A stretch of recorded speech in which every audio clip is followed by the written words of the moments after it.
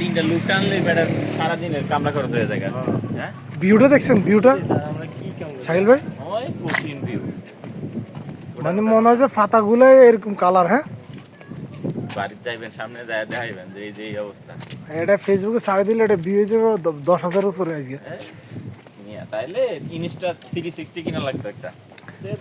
হ্যাঁ, এই মোবাইল দিয়ে না দেয় ইনস্টা 360 কিনতে একবারে 360 ডিগ্রি ভিউ, পিছনে কি আছে সামনে কি আছে সবার মুখ ছবির ছবি দেখা যাবে। হ্যাঁ হ্যাঁ, কিনেন না কে? দরকার কি? হ্যাঁ, কি এত প্রফেশনাল এটা কিনলে যে আমরা ব্লগার ভিউজ নাকি? বাড়বে, টাকাও ইনকাম হবে।